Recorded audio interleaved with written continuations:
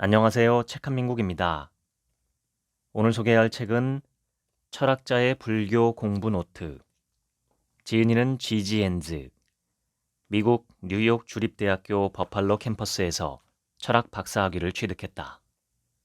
현재 대만 화판대학교 철학과 교수 겸 불교 대학원장을 역임하고 있다. 최근 일본 드라마 코드블루 시즌2를 보고 있는데 인상적으로 다가온 장면이 있었다.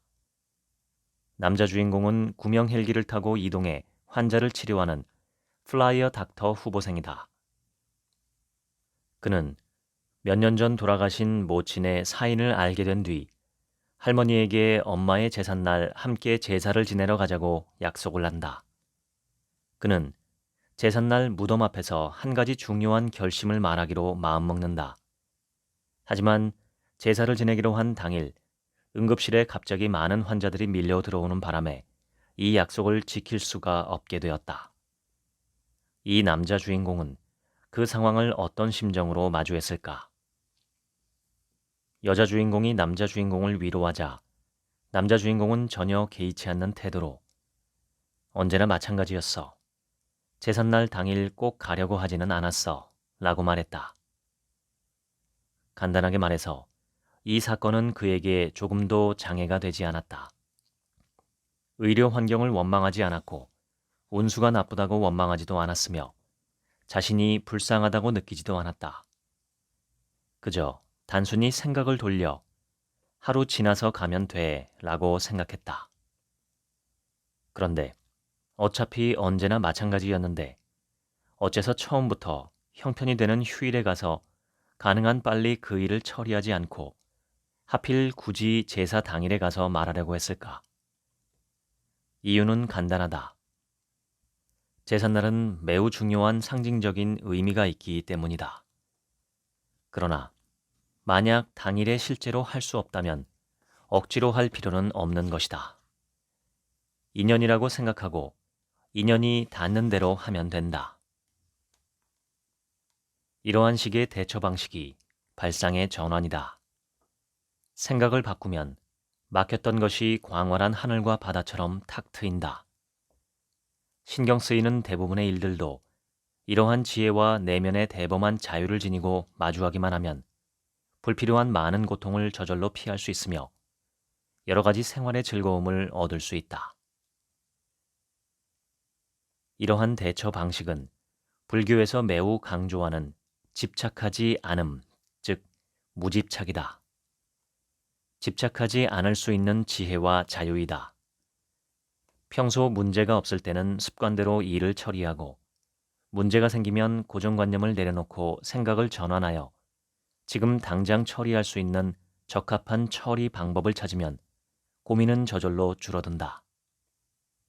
그러나 일상에서 상당히 많은 관념들은 쉽게 내려놓기 어렵다.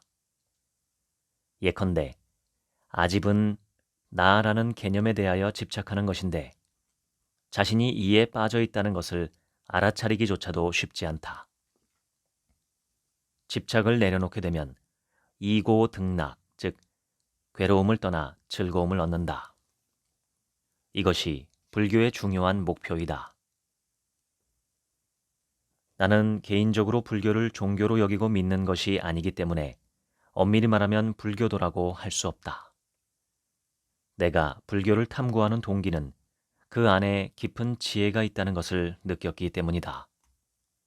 그러나 많은 불교도는 경전의 한 글자 한 글귀도 진리로 여겨 신봉하여 의심을 하지 않으며 심지어는 그럴 생각도 하지 않는다. 이것은 종교적 신앙에 치우친 학습법이다. 철학적인 태도는 왜라고 먼저 의심하고 먼저 생각하여 많이 물어서 합리적으로 믿을 만하다고 생각되면 실천한다. 이것이 철학적인 태도이다. 비록 많은 신앙자들이 자신은 신앙의 맹목적인 사람이 아니고 분별력이 있는 사람이라고 생각하지만 대개는 먼저 믿고서 다시 합리적인 이유를 찾아간다. 이러한 사고방식은 언제나 자기 말을 그럴듯하게 둘러맞춰서 문제의 본질을 보기 어렵게 만든다. 무조건 믿는 사람의 단점이다. 그러나 때론 먼저 믿는 태도를 취해야 한다. 믿어야 견지할 수 있다. 의심하면 다소 움츠러들어 도리어 많은 노력을 들이고도 성과는 적다. 이것이 먼저 의심하는 사람의 단점이다. 이 둘을 조화시키기 위해서 우리는 어떤 신앙에도 적용될 수 있도록 적어도 먼저 한번 생각해보고 어떠한 생각이든 모두 틀릴 수 있다는 태도를 가져야 한다. 불교를 창시한 석가모니 부처님은 처음 법을 전하며 불교의 기초인 사성제, 즉 고, 집, 멸, 도를 선포하였다. 사성제는 고통을 발견하고 고통을 이해하여 고통을 극복하고 고통을 멈추는 것을 의미한다. 이렇게 불교는 삶이 고통스러움을 알고서 이러한 상태를 바꾸어 보려고 사유하고 수행한 것에서 기원하였다.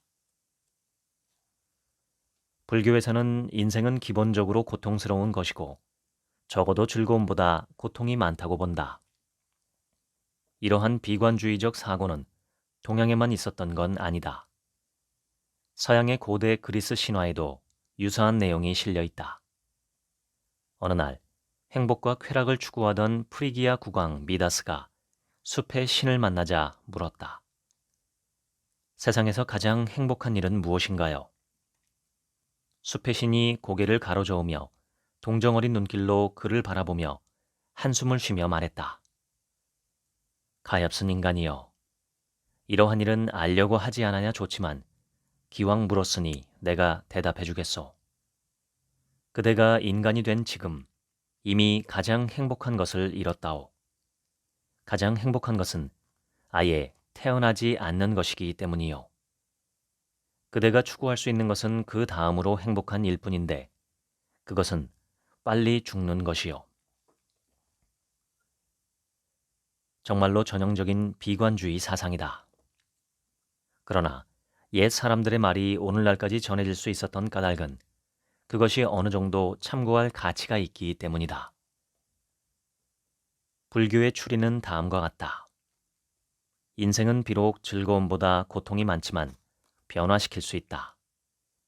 고통을 멈추는 법을 기르고 기쁨을 얻는 능력을 키우는 것이 인생이 가야 할 길이다. 불교를 배우는 방법의 상당히 큰 부분은 현재 상태를 바꾸는 것에 있다. 생활하는 세계의 현실이 바뀌어 가는 것이 결코 아니라 자신이 변화해 가는 것이다. 석가모니 부처님은 고통에 대해 탐구하며 자아를 변화시키는 것을 통해서 고통이 해소될 수 있다는 것을 발견했다. 그 방법을 기록하여 후세에 전한 것이 이른바 불교다. 그 안에는 지적인 면과 실천적인 면이 포함되어 있다. 불교 사상의 발원지로 돌아가 보자. 고대 인도인들의 생활은 고통으로 가득했다. 매년 폭염과 메뚜기 떼 때문에 상습적으로 기근이 반복되었고 전염병이 기승을 부렸으며 적절한 치료를 받지 못해 길거리에서 죽어가는 사람이 부지기수였다. 옛사람들이 고통으로 느꼈던 요소가 모두 현대 사회에서 이미 큰 폭으로 개선되었다. 그런데도 인생은 여전히 즐거움보다 고통이 더 많을까? 항상 만족할 줄 모르는 욕망, 언제나 다른 사람을 이기려 하는 내면의 승부욕, 손해를 보려고 하지 않고 오히려 남의 이익을 얻으려 하는 마음 등과 같이 인간 본성에 있는 많은 요인들이 항상 고통을 이끌어오는 것 같다. 이러한 인간의 본성은 사람이 아무리 진보된 사회에 살더라도 늘 자기와 타인 간의 고통을 야기한다. 우리가 고통스럽게 여기는 것은 물질적 결핍에서 마음의 결핍으로 바뀌었다. 다시 말해, 인생이 본래 고통스럽다거나 고통이 즐거움보다 많다거나 하는 관념이 맞든 틀리든 우리가 고통에서 벗어나고 싶어하는 바람은 변함없이 존재하므로 불교는 여전히 유용하다. 불교의 주요 목적은 이고등락이다. 그런데 어떤 고통과 떨어져야 하는 것일까? 몸과 마음의 고통, 기쁨이 사라지는 고통, 집착하는 고통이다. 첫 번째, 몸과 마음의 고통은 일상에서 가장 익숙한 고통이다. 우리가 인생은 매우 고통스럽다고 말할 때의 고통은 대부분 이런 것들이다. 두 번째, 기쁨이 사라지는 고통은 즐거움에서 오는 것이기 때문에 다루기도 어렵고 피하기도 힘든 고통의 유형이다. 모든 즐거움은 점점 줄어들다가 결국은 사라진다. 마지막으로 집착하는 고통은 깨닫지 못해서 생기는 고통에 속한다. 아직 깨우치지 못해서 진상을 똑똑히 볼 수 없기 때문에 전혀 존재하지 않거나 중요하지 않은 일에 집착하여 고통을 초래하는 것이다. 이러한 고통은 상당히 설명하기 어렵다. 이해하기는 힘들지만 불교의 가장 핵심적인 관점이다.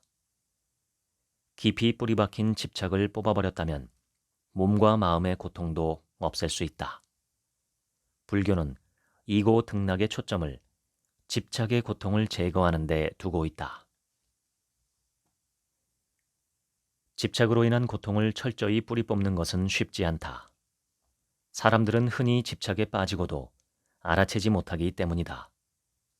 심지어는 고통 자체조차도 알아채지 못한다.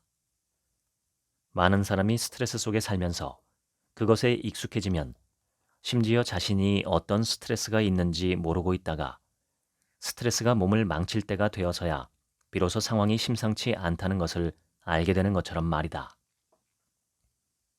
목표는 가장 깊은 그런 집착을 볼 수 있는 마음의 가장 깊은 곳까지 가는 데 있다. 보이기만 하면 가장 근본적인 고통의 근원을 찾을 수 있다.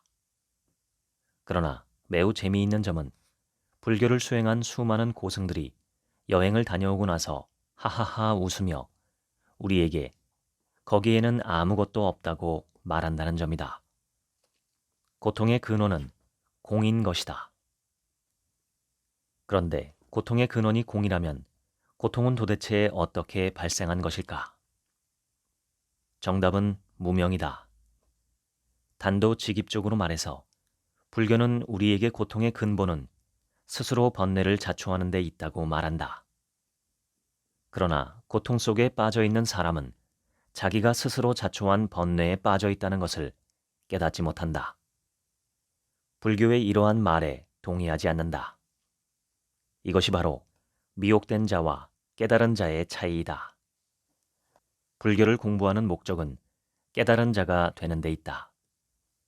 깨달음 뒤에는 모든 고통이 사실 스스로 자초한 번뇌일 뿐임을 알게 된다. 어떻게 깨달은 자가 될 것인가 라는 것이 불교를 배우는 목적이다. 우리가 세상을 보는 방법은 완전히 잘못된 것이다. 이러한 잘못이 인생의 각종 고통을 야기한다. 과학에는 착오가 있을 수 있다. 착오가 없다는 주장은 본래 과학이라 할 수 없다. 틀릴 수 있는 것이 과학의 본질이다. 이 때문에 과학은 기존의 이론을 끊임없이 의심하며 마음을 열고 예전의 이론을 번복할 증거가 나타나기를 기다려야 한다.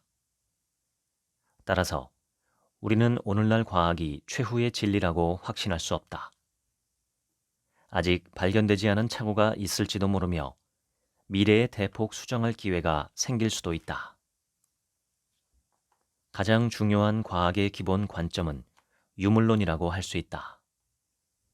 사람의 모든 심리활동을 포함한 세상의 모든 활동은 다 물질의 작용으로 인한 것이라고 주장한다.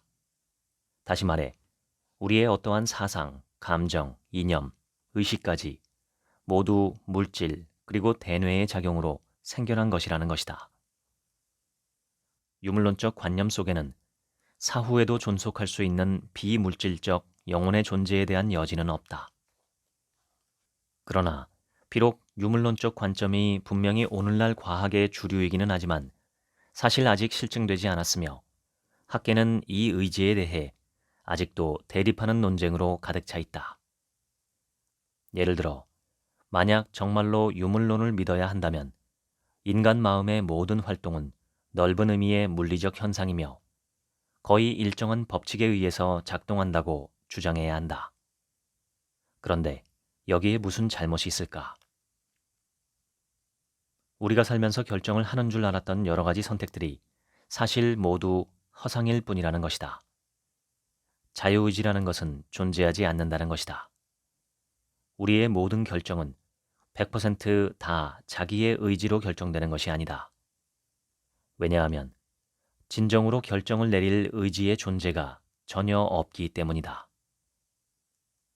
만약 우리가 인류에게 최소한 1억 분의 1이라도 좋으니 결정할 자유가 있다고 믿는다면 이는 사람의 마음이 100% 물질이 아님을 나타낸다. 따라서 마음이 비물질적 존재임을 받아들여야 한다. 이것만 받아들일 수 있다면 유물론은 틀린 것이다. 물론 자유의지는 허상에 불과하다고 주장하는 학자도 많지만 자유의지가 전혀 존재하지 않는다는 생각은 우리 삶의 직관에 위배되는 것이다. 만약 우리가 자유의지를 믿지 않는다면 더 이상 어떤 범죄자도 질타할 수 없다.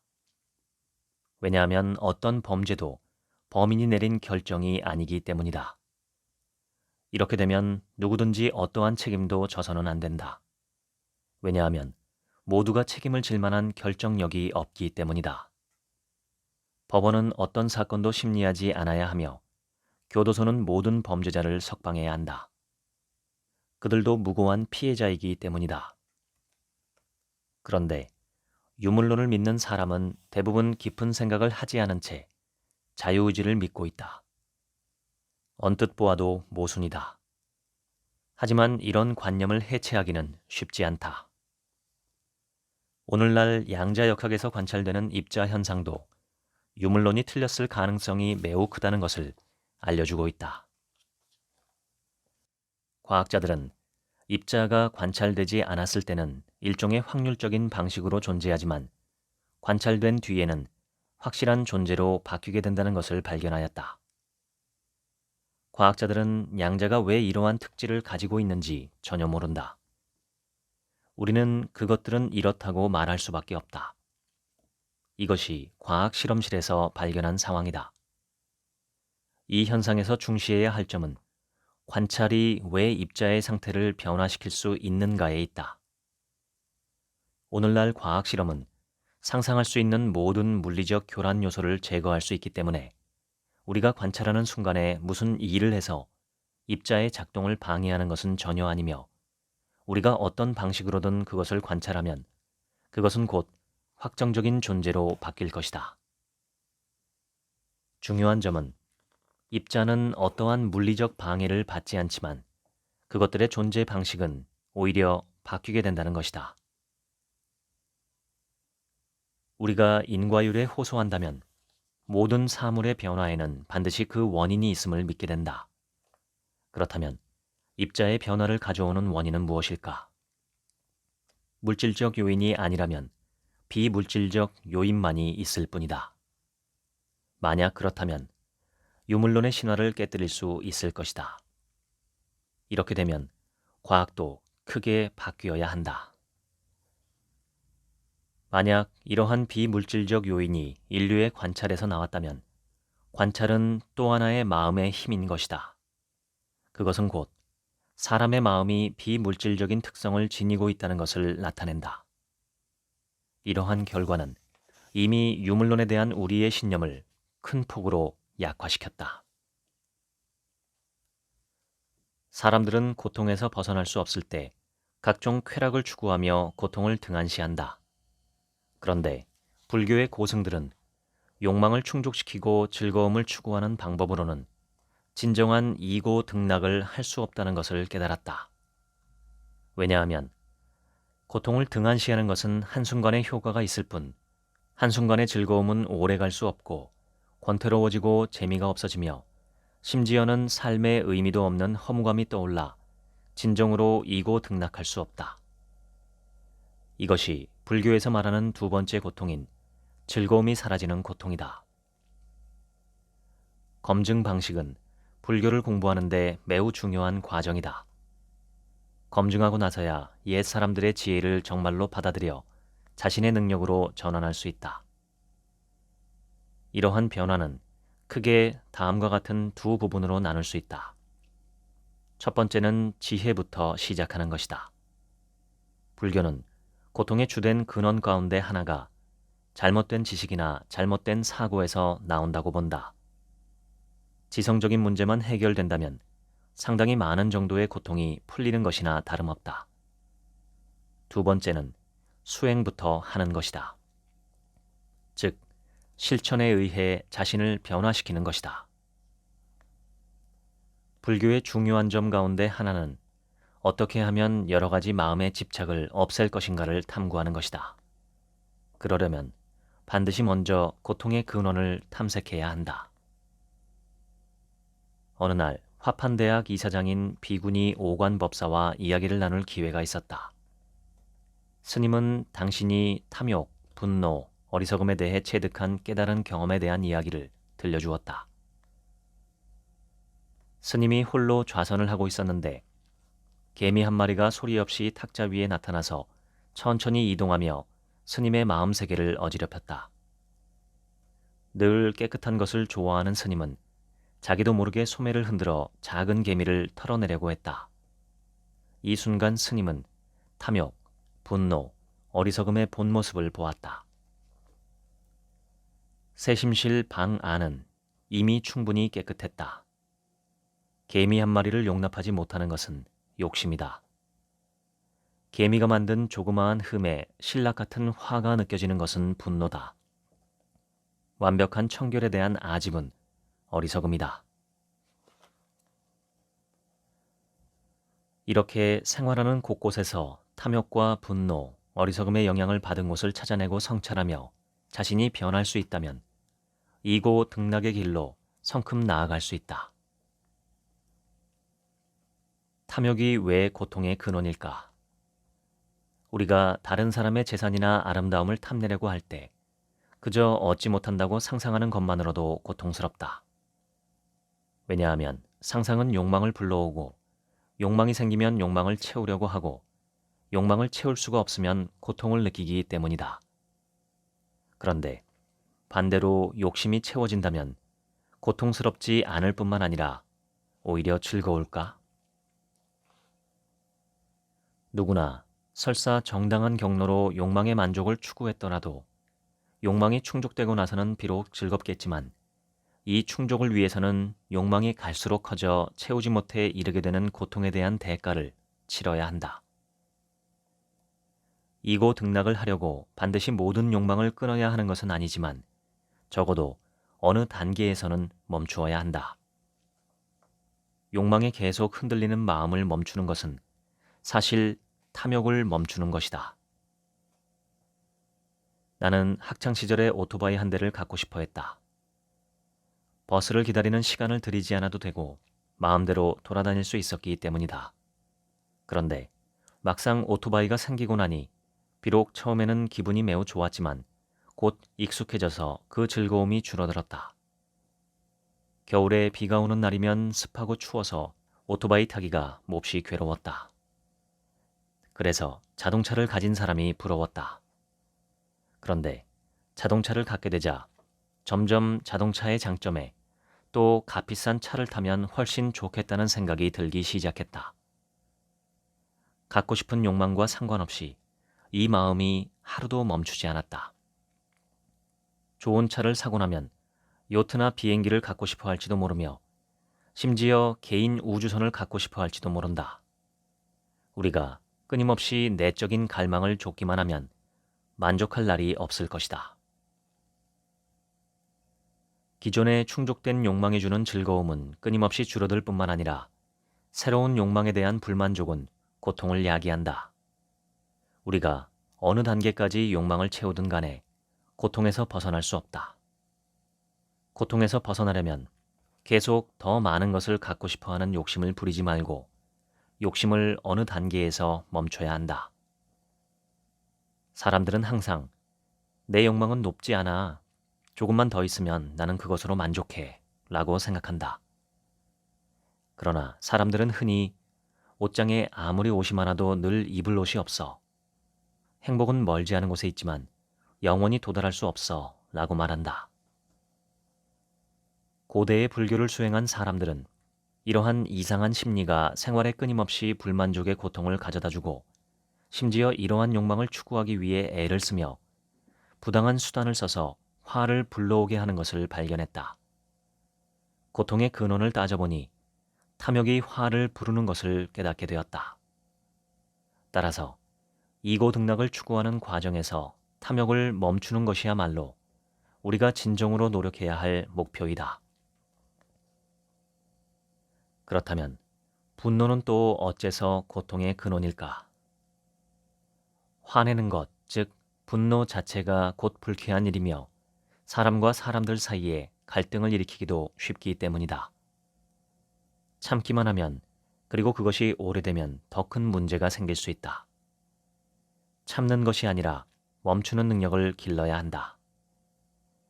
그래야 비로소 진정으로 이 고통의 근원에서 벗어날 수 있다.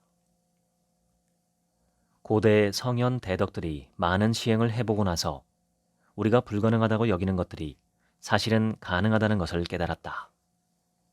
불법을 수행하여 자신을 변화시키면 분노는 더 이상 사람의 마음을 흔들지 못한다.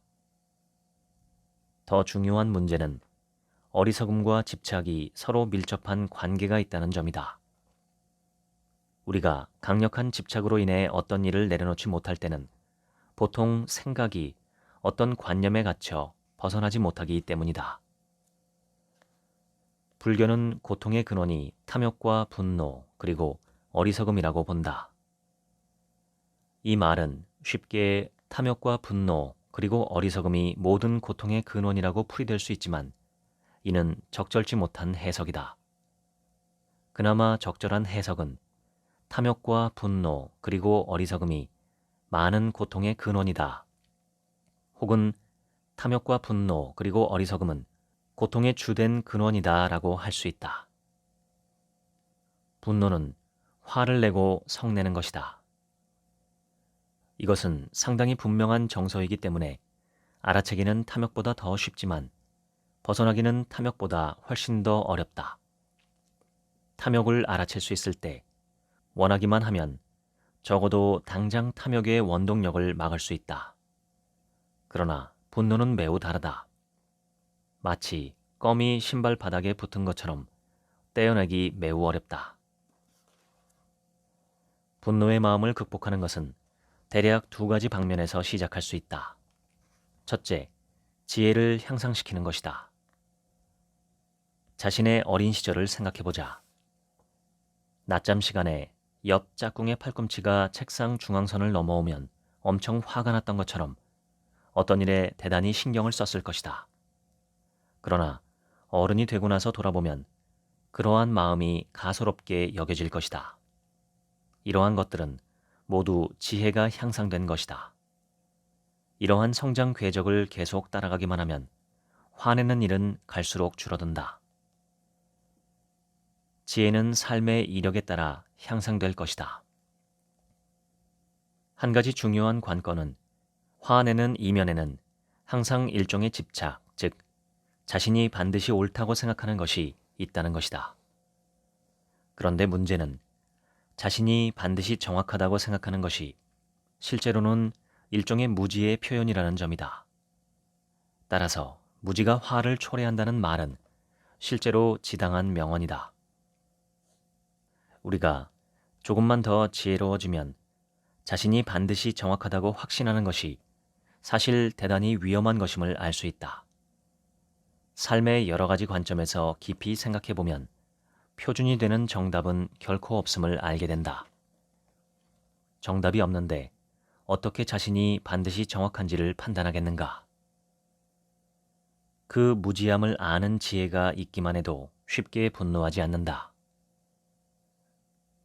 따라서 일상생활 속에서 수행하는 방법은 화가 날 때마다 내면을 돌이켜 도대체 내가 무엇을 반드시 옳다고 생각해서 이러한 분노가 생긴 것인가를 찾아가는 것이다. 그래도 자신에게 문제가 없고 자신의 관점이 맞다고만 생각한다면 축하드린다. 당신은 획기적인 학설을 찾은 것이다. 왜냐하면 수천 년 동안 우리는 아직 화를 낼 만하면서도 전혀 의심할 수 없는 것을 찾지 못했기 때문이다. 분노를 가라앉히는 데는 마음 가라앉힘 수행 이외에도 내관법이 유용하다. 바로 지금 이 자리에 몸과 마음을 관조하는 것이다. 화가 난 바로 지금 자신이 화내는 것을 보고 자기 마음속의 화를 자세하게 관찰해가면 알고 보니 이것이 바로 화가 난 것이었구나. 알고 보니 화가 나면 이러한 지나친 생각을 할 수 있겠구나. 화가 날 때 심장박동이 빨라지는구나 하고 알아채는 것이다. 이처럼 마음속의 변화와 느낌, 생각을 분명히 이해할수록 분노의 마음은 더 쉽게 사라진다. 그런데 사람들은 항상 잘못된 관념으로 스스로 분노를 내려놓지 않으려 한다. 분노가 상대방을 벌주고 있는 것이라고 착각하기 때문이다. 화내는 것이 상대방이 당신을 두려워하기를 바라는 것이라면 한번 생각해보자. 당연히 화를 내야 하는데 화를 내지 않아 그의 마음속에 어떤 생각이 있는지 모르는 사람을 우리가 만났을 때 훨씬 더 무섭지 않은가? 어리석음은 쉽게 말하면 사리에 박지 못한 것이다. 불교에서는 보통 무명이라고 한다. 그런데 이 고통의 근원을 풀기는 매우 어렵다. 가장 어려운 점은 바로 첫 단추인 그것을 알아채는 것이다. 자신이 사리에 어둡다고 생각하는 사람은 없으며 사리에 박지 못한 것은 남이지 자신은 아니라고 생각하기 때문이다. 문제가 보이지 않으면 문제를 해결할 수가 없다. 자신이 이미 성불했는지를 판단하는 것은 매우 간단하다. 자신에게 아직 번뇌가 있는가를 보고 만약 있다면 그것은 아직 성불하지 못한 것이다. 소크라테스는 자신의 무지함을 아는 것은 매우 중요한 철학적 지혜라고 보았다. 그러나 여기에서 말하는 무지를 아무것도 모른다고 해석하는 것은 적당하지 않다. 무지에 대한 보다 나은 해석은 사람마다 모두 어떤 사물에 대하여 실제로 이해하지 못하지만 스스로 잘 이해한다고 여기고 있는 때이다. 이 측면을 보는 것이 바로 무지의 지혜이다. 자신이 원래 잘 안다고 생각하지만 실제로는 알지 못하는 능력이다. 자기 확신은 결코 권위 있는 지식에서 나오는 것이 아니다. 무지에서 나온 것이다. 그리고 자신의 무지함도 모르는 데서 나오기 때문에 그렇게 강한 자신감이 있는 것이다. 이러한 무지한 지식은 갈등을 일으키고 화근을 만들기 쉽다. 번뇌의 주된 근원인 것이다. 전문가도 자신이 틀릴 수 있다는 것을 알기 때문에 스스로 믿는 마음이 그다지 강하지 않다. 무지한 자만이 신처럼 행동할 수 있고 자신은 틀리지 않을 것이라고 생각한다. 모든 것이 다 공하다면 무슨 탐욕이 있고 무슨 분노가 있겠는가? 또 옳고 그름, 맞고 틀림이 무슨 상관이 있겠는가? 탐욕과 분노 그리고 어리석음도 무슨 상관이 있겠는가? 내가 없는 무아라고 한다면 무엇을 탐하고 무엇에 분노하고 무엇에 어리석겠는가? 만약 우리들이 모든 것이 다 공하다는 일체 개공과 무아의 지혜를 체득해 깨달을 수 있다면 세계관이 바뀔 것이다. 만약 무아를 체득해 깨달을 수 있다면 대체로 탐욕과 분노 그리고 어리석음의 방해가 없어진다. 왜냐하면 탐욕과 분노 그리고 어리석음은 모두 반드시 나라는 토대의 의지에서 비로소 작용할 수 있기 때문이다. 내가 없으면 나의 탐욕과 분노, 어리석음이 있을 수 없다.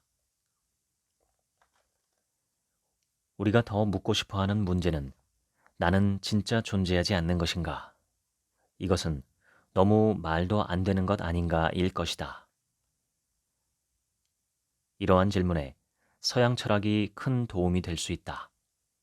왜냐하면 서양 철학에도 이와 같은 무아의 주장이 있기 때문이다. 18세기 영국 철학자 휴문, 자아의 존재에 대하여 의심했다. 휴무는 우리가 어떤 사물이 존재한다고 공언할 때 반드시 우리의 여러 경험에 의존해야 한다고 주장했다. 우리가 이러한 것들을 경험할 수 없다면 그것을 반드시 의심하게 된다. 일상생활 속에서 우리는 기쁨, 분노, 슬픔, 즐거움 등의 다양한 감정 기복을 경험할 수 있지만 이러한 것들은 모두 자아의 느낌일 뿐이지 결코 자아 자체는 아니다. 그렇다면 자아는 도대체 어디에 있는 것일까? 아마 우리는 우리가 기쁨, 분노, 슬픔, 즐거움을 경험할 때나 우리가 생각이 흐르는 것을 경험할 때 이러한 것들의 배후에 이것을 소유한 사람이 있고 이 소유한 사람이 바로 자아라고 말할 것이다. 모든 생각과 느낌의 뒤에 소유자가 있다고 상상하는 것을 멈추려고 시도해보자. 생각과 느낌은 모두 비온 뒤에 죽순이 돋아나는 것처럼 홀로 솟아나는 것들 뿐이라고 상상해보자.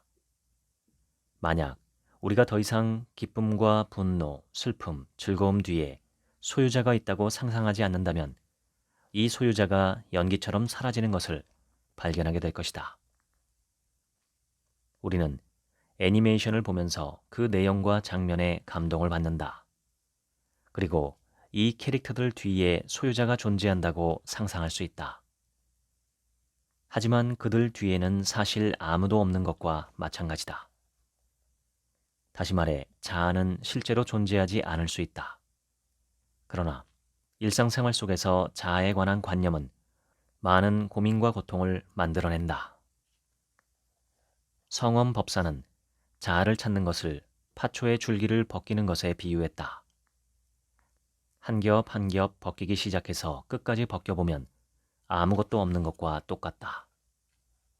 이러한 속성이 불교에서 일반적으로 말하는 공성이다. 우리가 말하는 무아와 나는 비었다의 뜻이 바로 이와 같다. 간단히 말해서 생각의 대상이자 번뇌의 근원인 나는 사실 가공적인 존재다. 이걸 체험해 깨달을 수 있으면 고통을 야기하는 아집을 어느 정도 벗어난 셈이다. 불교를 배운 적이 없는 사람이라도 아마 일체 개공이라는 말을 들어보았을 것이다. 모든 것이 텅 비어있기 때문에 우리가 신경을 쓰고 추구하는 것은 사실 모두 공허할 뿐이라는 것이다. 그렇기 때문에 모든 것을 내려놓기만 하면 바로 이고등락하게 된다. 가장 중요한 것은 공이라는 글자다. 아무것도 없다는 의미로 이해되기 쉽다. 이는 매우 기괴한 주장이다. 세상에는 분명히 많은 것들이 있는데 어째서 아무것도 없다고 말하는 것일까? 서양 철학자 아리스토텔레스의 말을 인용해 설명하면 이러한 공은 모든 현실이 생겨나기 전에 잠재력과 같다. 그것 자체는 비현실적으로 존재해 있지만 오히려 존재하고 있는 모든 것의 근간인 것이다. 따라서 공은 아무것도 없다는 뜻이 결코 아니다. 불교에서 말하는 일체 개공은 세상의 모든 것은 다 항상성이 없음을 주장하는 것이다. 물체는 영원한 것이 아니기 때문에 빈 것이다. 유심론은 이 세상의 모든 물질은 모두 허구적인 존재일 뿐 결코 진실이 아니며 오직 마음만이 진실한 존재라고 주장한다. 유심론이 맞는 것이든 틀리는 것이든 간에 적어도 우리의 느낌은 모두 진짜이며 그것도 이미 사람들이 추구할 만한 충분한 매력이 있고 또 그렇기 때문에 고통이 야기되는 것이다. 서양 르네상스 시대의 스피노자, 현대 프랑스 철학자 앙리 베르그송 등과 같은 많은 철학자와 불교 수행자, 특히 선종은 모두 하나의 공통된 관점이 있는데 바로 삶의 본질이 기쁨이라는 것이다. 고통은 생명이 속박을 받아서 생기는 것이므로 마음이 속박에서 풀리면 자유로워지고 원래 생명이 지니고 있는 희열의 숨을 쉬기 시작할 수 있다. 고통에서 벗어나는 동시에 즐거움을 얻게 된다. 어떤 인연이 모인 상황에서 어떤 사람의 장점과 매력이 있는 점을 보고 그를 사랑하게 된다. 이 사랑이 너무나 진실하고 영원할 것으로 생각하고 두 사람은 영원토록 서로 사랑하도록 운명이 정해졌다고 여길 것이다. 그러나 만약 시간과 공간의 배경과 인연이 바뀌어 원래 좋아해야 할 사람이 마침 자신의 초등학교 선생님이고 그의 어떤 결점이 자신의 어릴 적 성장 과정에서 자기에게 상처를 입혔다면 그를 미워할 수도 있다. 사랑하든 미워하든 이러한 감정은 다른 인연이 모여서 이루어진 산물에 지나지 않는다. 만약 여러 가지 가능성을 볼 수 있다면 어떤 특정 감정에 매달리지 않게 된다. 우리에게 미련이 생기게 하는 이면의 그런 가치관들은 모두 의지할 가치가 없다. 우리는 이러한 구체적인 사물과 가치관의 공성을 간파할 때 고통에서 벗어날 수 있다. 따라서 모든 것이 다 텅 빈 것이지만 우리가 이 모든 것을 진지하게 집착하지 않고 대할 수 있다면 어떠한 사물도 구체적이고 사실적으로 드러날 수 있다. 진짜 번뇌와 고통을 가져오는 것은 우리가 이러한 사물에 집착하여 욕망이나 탐욕에 빠져 그 소나기에서 벗어나지 못하는 것이다. 이로 인해 얻을 수 없는 고통이 생긴다. 그런데 우리가 속박에서 벗어나 언제라도 잃을 수 있는 상태에서 자유자재로 마음껏 소유할 수 있을 때 공성 속에서 해롭지 않게 즐기며 삶의 다양한 즐거움을 얻을 수 있다. 보통 우리는 도를 깨달은 사람은 적어도 마음이 자유롭고 지혜로 모든 것을 꿰뚫어 본다고 생각한다. 화내지 않겠다고 마음을 먹으면 화내지 않을 수 있고 욕망에 얽매인 상태에서 언제든지 벗어날 수 있다고 생각한다. 그렇다면 우리가 자신의 마음이 이렇게 자유롭지 못함을 발견한다면 사실 자신이 아직 도를 깨닫지 못한 것을 알 것이다. 나는 적어도 우리가 이고등락의 정도와 마음이 자유로운 정도, 탐욕과 분노, 그리고 어리석음에서 벗어난 정도로 한 사람의 행동을 가늠할 수 있다고 생각한다. 만약 이고등락하지 않고 마음이 자유롭지 않고 옛몸 그대로 탐욕과 분노, 어리석음에 빠져있는 사람처럼 보이면 거짓으로 도를 깨달은 척하는 사람일 가능성이 높을 것이다. 불교에는 여러 가지 이고등락하는 능력과 어떻게 그 능력을 기르는지에 대한 비결이 담겨 있다. 우리가 해야 할 일은 법에 따라 공부하는 것이다. 배우면서 자신을 바꾸어 가면 자신이 행복과 즐거움의 제조자가 된다. 이렇게 변화하는 과정을 불교에서는 수행이라고 한다. 아리스토텔레스는 덕성을 함양하려면 습관에 의존해야 한다고 생각했다. 다시 말해서 선을 행하는 덕성은 선행을 하는 습관을 통해서 길러질 수 있다는 것이다. 불교에는 발심이라는 말이 있다. 예컨대 학교를 짓자, 떠돌이 동물을 보호하자라고 하거나 평생 채식을 널리 보급하자라는 것 등이 발심이다. 일종의 맹세와 비슷하다. 나는 어떠어떠한 일을 하기로 결심했다고 말하는 것과 같다. 당연히 발심해서 하려고 하는 것은 모두 반드시 좋은 일이고 적어도 자신이 좋은 일이라고 생각하는 것이다. 우리는 10명을 죽이겠다고 발심하지 않으며 못되게 굴겠다고 발심하지도 않는다. 보편적인 가치관에 부합되지 않으면 발심이라는 용어를 쓰지 않는다. 맹세라는 말이 있다. 발심보다는 무거워 보이는 말이다. 맹세를 위반하는 것은 엄청난 큰일이기 때문이다. 그러나 만약 발심하고서 결국 이루어내지 못해도 그렇게 심각하지는 않다. 따라서 발심은 자신의 결심을 선언하는 것과 더 비슷해서 설령 처음부터 해낼 가능성이 없더라도 열심히 해나가기를 바라는 일이다. 이성적으로 자신이 이렇게 해야겠다고 생각하는 의지에 따라서 꾸준히 해나갈 수 있는 것이다. 발심을 통한 수행은 삶이 실천하는 길을 바로잡고 도덕 실천을 통해 내재된 천성을 펼치며 내재된 천성에 대한 파악을 통하여 나아가 천명을 깨닫는 것이다. 불교의 세계관을 논하려면 가장 기본적인 교리인 삼법인부터 알아야 한다. 삼법인은 모든 행은 무상하고 모든 법은 무아이며 열반은 고요하다라고 하는 불교의 무상 세계관이다. 어떤 사물이 나타나는 것은 모두 다양한 여러 가지 조건의 인연이 한데 모여 이루어진 결과이며 그 가운데 하나의 조건이라도 없으면 이 사물은 사라지게 될 것이다. 설령 내가 어떤 사람과 관계가 좋아도 이러한 관계가 절대로 영원할 수 없다. 그러나 우리는 현재 관계가 좋으면 특별한 일이 없는 한 계속 잘 지낼 것으로 오해하고 착각한다. 재행무상의 세계관은 실제로는 그런 것이 아니라고 알려준다. 두 사람의 관계는 너무 다양한 여러 인연이 한데 모여 이루어진 결과이다. 양쪽의 교제 능력, 생활 습관, 가치관, 우정관, 인내성, 기호, 지위, 심지어 타인과의 관계, 성장 배경, 사회 현황 등이 모두 관련이 있다.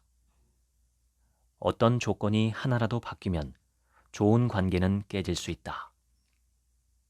사람들은 이렇게 한데 모이는 많은 인연들을 항상 무시하고 이것이 항상 있는 세계로 오해한다. 이렇게 되면 사물의 환멸을 미리 예방하지 못할 뿐만 아니라 무상함이 이르게 되면 놀라서 갈팡질팡한다.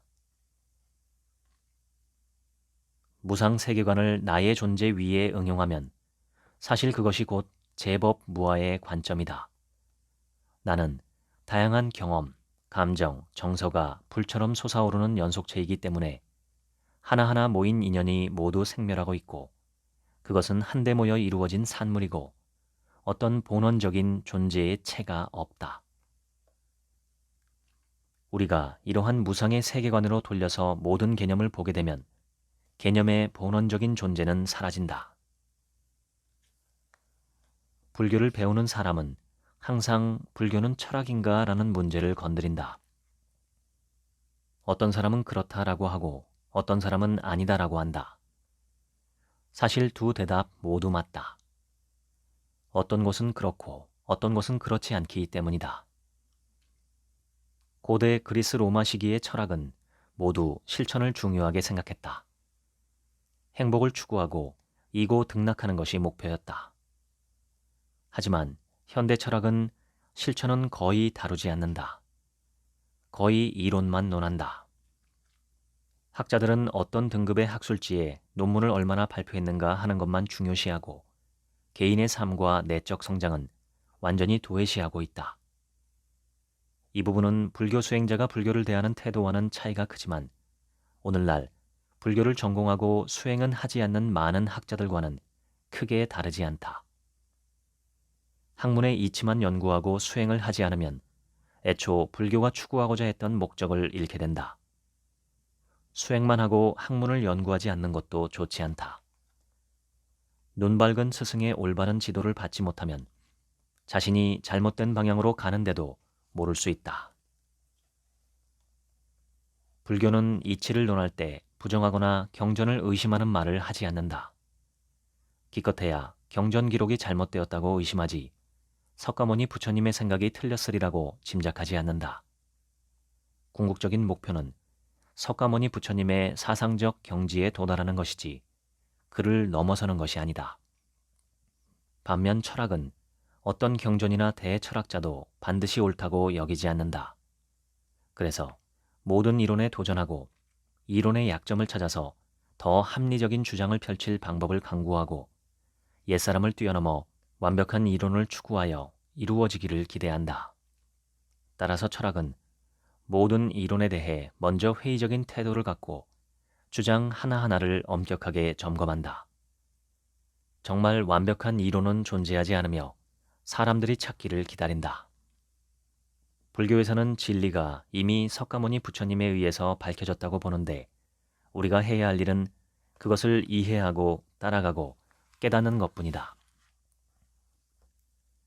철학에서 이치를 논하기 위해서는 의심해야 한다. 그러나 의심하기 전에 반드시 그 이론을 먼저 알아야 한다. 그렇지 않으면 제대로 이해하지도 못한 채 마구잡이로 비판하게 된다. 이 시기에 의심하는 것은 아예 의미가 없다. 먼저 알아야 의심하는 것도 가치가 있다. 이것도 철학자들이 항상 말하는 것이다. 즉, 먼저 들어가야 나올 수 있다라는 것이다. 파고 들어가서 이해해가며 믿게 되는 것이다. 반드시 먼저 파고 들어갈 수 있어야 비로소 성공적인 학습이라고 할 수 있다. 그리고 빠져나와서 돌이켜 생각하고 의심하는 것이다. 빠져나올 수 있어야 학습이 완성되는 것이다. 불교는 또 다른 큰 특징이 있는데 대부분의 철학에는 없는 것으로 바로 수행하여 깨달음을 요구한다는 점이다.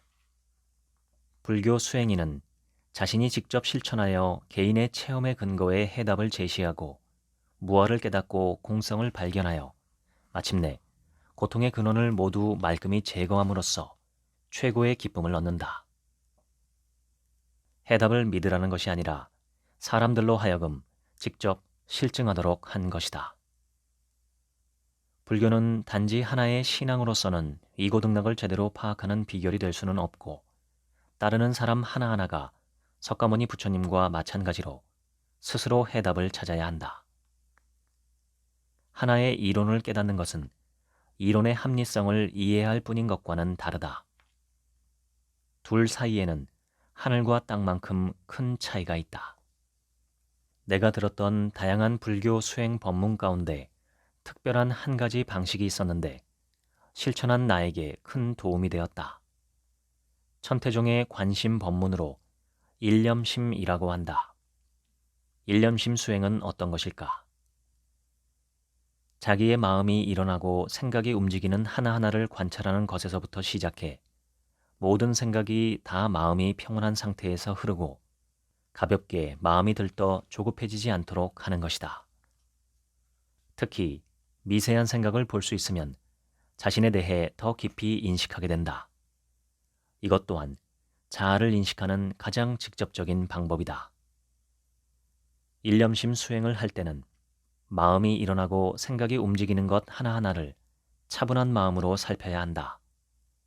마음속은 잡념으로 가득하면 마치 안개 속에서 꽃을 보는 것처럼 마음의 진실한 모습을 똑똑히 볼 수가 없고 살펴본 것은 결코 마음이 일어나고 생각이 움직이는 것 하나하나의 참모습이 아니라 그 사이에 많은 간섭이 섞여 있다. 우리는 마음이 일어나고 생각이 움직이는 것 하나하나를 차분한 마음으로 계속 살펴서 그것들을 분명히 보도록 노력해야 한다. 이 수행을 거치면 갈수록 마음속을 뚜렷하게 볼 수 있게 된다. 어느 날 우리는 이 일념심이 순수하고 깨끗한 것이고 조금의 잡념도 없어 마치 안개가 걷히고 꽃이 나타나는 것처럼 진실, 즉 일념이 앞에 드러나는 경지임을 볼 수 있다. 이러한 일념심이 무심이고 잡념이 없는 생각이다. 화판대학 창립자인 효음법사는 물결이 멈추면 물이 나타난다라는 것으로 일념심을 비유했다. 그녀는 마음을 호수의 수면으로 비유했다. 늘 물결이 일면 경치를 뚜렷하게 비추기가 어렵지만 물결이 정지한 그 순간이 되면 거울에 티끌이 하나도 없는 것처럼 뚜렷하게 스스로 비추어 모든 것이 앞에 나타난다. 무념은 물결이 없는 것과 같다. 물결이 없는 생각이 바로 그 일념심이며 이 일념심은 이 대천 세계를 비출 수 있다고 했다. 나는 이러한 느낌이 사람과 대화할 때의 어떤 상태와 비슷하다고 추측한다. 반드시 먼저 자기의 여러 관점을 떨쳐버려야 다른 사람의 생각을 참으로 이해할 수 있다. 이러한 의사소통의 상태에서는 오해가 일어나는 일이 매우 드물다. 그러나 다른 사람과 말할 때 자신의 생각을 전달하기 어렵다고 느낄 때가 있다. 항상 반쯤 말하면 이미 임의적으로 해석되어 많은 힘을 들여 오해를 풀어야 해서 늘 포기하고 그만둔다. 왜냐하면 몇몇 사람들은 선입견이 깊어서 늘 자신의 사유 관점으로 상황을 살피는 것이 몸에 배어 있고 이러한 인식 상태에서는 다른 사람의 진정한 생각을 이해하기 어려워 오해가 항상 발생하게 된다. 다시 말해서 우리가 평소 별의별 생각을 다 하고 있을 때 세상의 참 모습을 비춰볼 수 없다. 보이는 세상은 갖가지 집착과 생각에 뒤틀린 상태다. 그런데 일념심을 수행하면 끊임없이 내면을 향해 마음이 일고 생각이 움직이는 기미를 찾는 속에서 아직 망령된 생각에 오염되지 않아 무념의 상태에 속하는 일념인 가장 원초적인 발심점을 찾는다. 이 일념은 아무것도 없는 무념이 아니라 모든 무념을 널리 수용하여 모든 진실을 비춰볼 수 있는 것이다.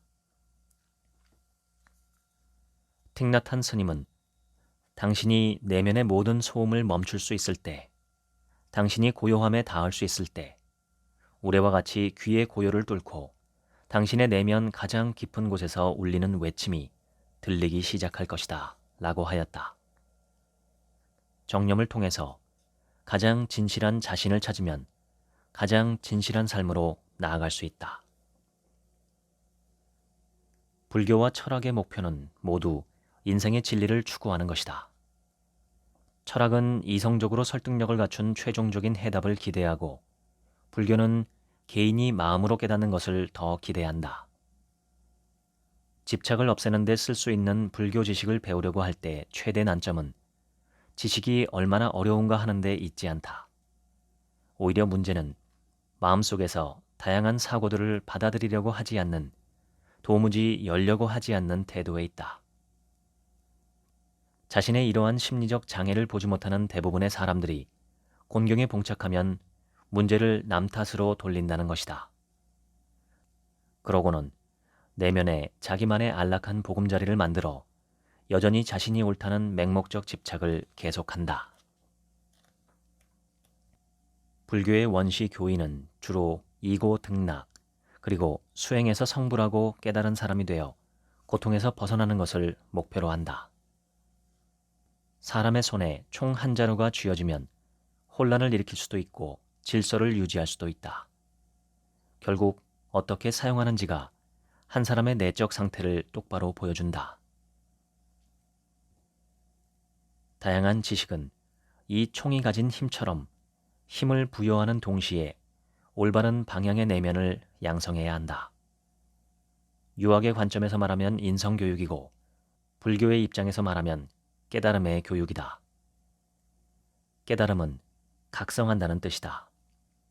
자아를 인식하기 시작하면서 사람들에게 탐욕과 분노, 그리고 어리석음이 빚어내는 무명의 허상을 보게 하여 더 이상 이러한 사리사욕을 추구하는 데 빠지지 않도록 한다면 사회를 올바른 방향으로 이끄는 힘이 될 수 있을 것이다. 이 책의 끝에서 나는 한 가지 일깨우고 싶은 것이 있다. 불교를 배우는데 사실 가장 중요한 것은 수행을 바탕으로 자신을 변화시키고 문자 이면의 지혜를 깨달아가야 한다는 점이다. 이론을 토론하고 분석하는 것은 주로 방향을 더 분명하게 파악하여 길을 잘못 드는 것을 피하는 데 있다.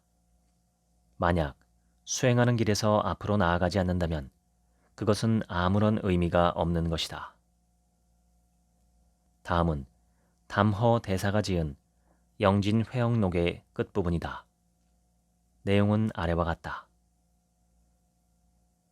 참 수행인은 수행에만 치중할 뿐 말참견할 곳은 없다. 만약 말한 것이 있다면 전부 거짓이다. 지금 말을 하고 지나가면 그것으로 끝이니 모두들 잘 경계해야 한다. 도를 닦고 수행하며 언어의 문자상에서 사랑과 미움, 취함과 버림을 짓고 분별을 따지지 말라. 말로만 음식을 얘기하고 보물을 세기만 하는 것은 아무런 도움이 안 되는 것이며 장황한 말을 하는 것보다 조금이라도 실천하는 것이 낫고 반드시 실행해야만 비로소 좋을 것이다. 지금까지 철학자의 불교 공부 노트 읽어드렸습니다. 지금부터는 제 얘기입니다. 이 책은 내용에 비해서 제목이 참 아쉽습니다. 제목만 봐서는 선뜻 손이 가지 않는 책인데 내용은 의외로 흥미진진합니다. 서양 철학을 전공한 동양인 철학자가 불교와 철학을 비교하며 사색한 내용입니다. 이 책의 핵심 단어 2개를 고른다면 지혜와 실천입니다. 지혜와 수행이라고 해야 더 적절하지만 수행이라는 말은 왠지 승려나 전문 명상가들만 하는 것처럼 생각하실 분이 많을 듯하여 지혜와 실천이라고 하였습니다. 행복하고 좋은 삶을 살기 위해서는 컴컴한 밤길을 안내해주는 등불이나 횃불 같은 지혜가 꼭 필요합니다. 그래야 내가 어디로 가야 할지 알 수 있기 때문입니다. 요즘으로 치면 랜턴이나 서치라이트 또는 레이더 같은 것이 지혜가 아닐까 합니다. 우리가 어디로 가야 하는지를 알려주는 정보가 지혜입니다. 그런데 지혜를 갖고 있기만 하고 실제로 가지 않으면 그것은 지혜도 아니며 아무 소용이 없습니다. 지행합일이라는 말처럼 좋은 지식과 참된 지혜를 머리로만 아는 것은 오히려 모르는 것보다 더 불행한 결과를 초래합니다. 실천이 중요합니다. 어두운 동굴에서 횃불을 켜는 것은 어디로 가야 할지 알기 위해서이며 알았다면 몸을 움직여서 실제로 그곳으로 가야만 합니다. 그래야 정보와 지혜의 가치가 빛을 발합니다. 우리 조상들은 부뚜막에 소금도 집어넣어야 짜다는 기가 막히게 쉽고 직관적인 속담으로 이 교훈을 강조했습니다. 찌개가 싱겁다면 소금을 집어넣어야 합니다. 그런데 소금이 아무리 내 옆에, 내 주머니 속에, 내 손바닥 위에 있다고 해도 찌개에 집어넣는 실행이 없고서는 바뀌는 게 없습니다. 아는 것도 중요하지만 실행은 더 중요합니다. 기독교에서는 행함이 없는 믿음은 죽은 믿음이라고 말합니다. 행동이 없는 사랑은 죽은 사랑이며 허공에서 사라지는 메아리와 같습니다. 이것은 의미가 없는 정도를 넘어서서 해로울 때가 많습니다. 참되지 않으면서 참되다고 착각하게 만들거나 속이기 때문입니다. 이 책에서는 불교와 철학을 비교하며 더 나은 삶으로 향하는 길에 대해서 논의합니다. 진리, 즉 참된 이치를 어떻게 찾아낼 수 있는지, 그리고 그것을 어떻게 실천할 것인지에 대한 풍부한 해설이 있습니다. 사실 삶의 문제는 매우 간단합니다. 우선 의식주를 보면 옷으로 몸을 가리는 것은 인간으로 살기 위해 꼭 필요한 일입니다. 어디를 어떻게 가려야 하는지를 알고 실제로 옷을 구해 입는 행동을 하면 의식주의 3분의 1은 해결됩니다. 요즘 대한민국은 옷이 없어 헐벗고 다니는 경우는 없습니다. 먹는 것도 간단하죠. 무엇을 얼마나 어떻게 먹어야 할지 알면 음식을 구해서 먹으면 그만입니다. 이때 음식은 몸을 위한 것이 근본적인 목적입니다. 미식은 맛과 먹는 행위 자체를 즐기는 것이지만 인생에서 미식은 필수적인 게 아니라 없어도 되는 것이고 때론 적극적으로 피해야 하는 것이기도 합니다. 우리는 필요 이상으로 복잡하게 입는 것과 먹는 것을 추구합니다. 집도 마찬가지죠. 선진국으로 발돋움한 지금의 대한민국은 조금만 스스로 신경 쓰고 노력하면 의식주의 해결에 큰 문제가 없습니다. 그런데 우리는 먹는 재미와 입는 재미와 남 보기에 더 좋은 집을 구하는 일에 사회 전체적으로 너무 과몰입한 상태가 아닐까 저는 생각합니다. 먹는 것, 입는 것, 사는 곳에 대한 관심과 추구와 소비가 지나칩니다. 의식주에 대한 욕망이 이제 필요와 필수의 영역을 떠나 쾌락의 영역으로 들어섰습니다. 이러한 행태는 우리 마음을 병들게 하고 삶의 불행을 선사합니다.